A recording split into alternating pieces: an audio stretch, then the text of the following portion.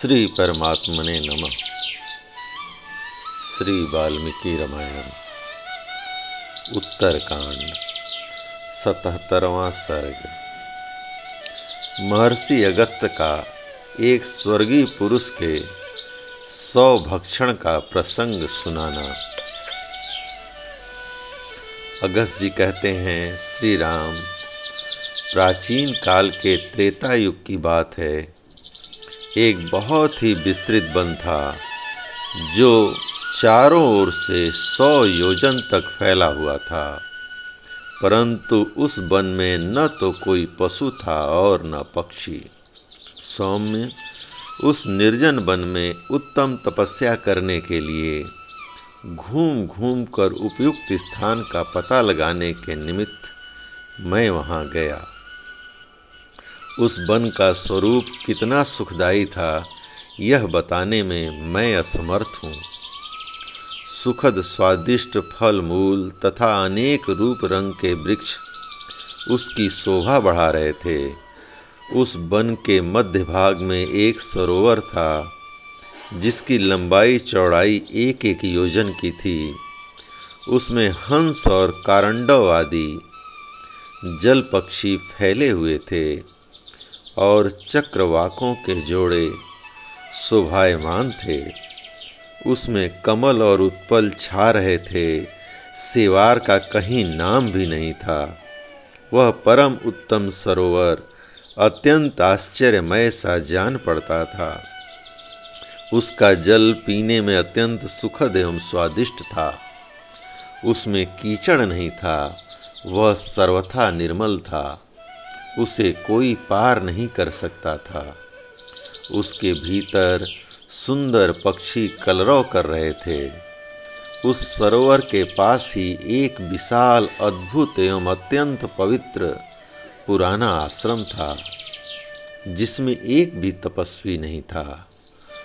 पुरुष प्रवर जेठ की रात मैं उस आश्रम के भीतर एक रात रहा और प्रातःकाल सवेरे उठकर स्नान आदि के लिए सरोवर के तट पर जाने लगा। उसी समय मुझे वहाँ एक 100 दिखाई दिया, जो हृष्ट पुष्ट होने के साथ ही अत्यंत निर्मल था। उसमें कोई मलिनता नहीं थी। नरेश्वर, वह 100 उस जलाशय के तट पर बड़ी शोभा से संपन्न होकर पड़ा था।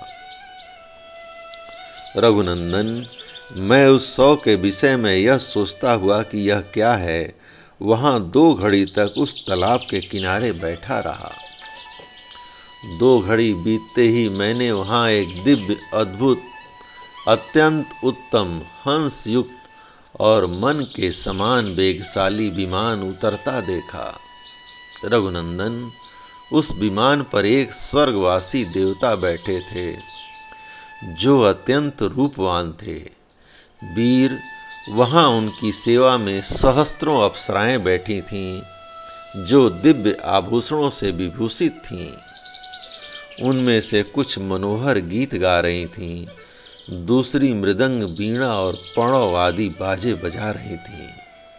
अन्य बहुत सी अप्सराएं नृत्य करती थीं तथा प्रफुल्ल कमल जैसे नेत्रों वाली अन्य कितनी ही अप्सराएं सुवर्णमय दंड से विभूषित एवं चंद्रमा की किरणों के समान उज्ज्वल बहुमूल्य चंवर लेकर उन स्वर्गवासी देवता के मुख पर हवा कर रही थीं। रघुकुल नंदन श्री राम, तदंतर जैसे अंशुमाली सूर्य मेरु पर्वत के शिखर को छोड़कर नीचे उतरते हैं, उसी प्रकार उन स्वर्गवासी पुरुष ने विमान से उतरकर मेरे देखते देखते उस 100 का भक्षण किया। इच्छानुसार उस सुपुष्ट एवं प्रचुर मांस को खाकर वे स्वर्गीय देवता सरोवर में उतरे और हाथ मुंह धोने लगे। रघुनंदन, यथोचित रीति से कुल्ला आचमन करके वे स्वर्गवासी पुरुष उस उत्तम एवं श्रेष्ठ विमान पर चढ़ने को उद्यत हुए।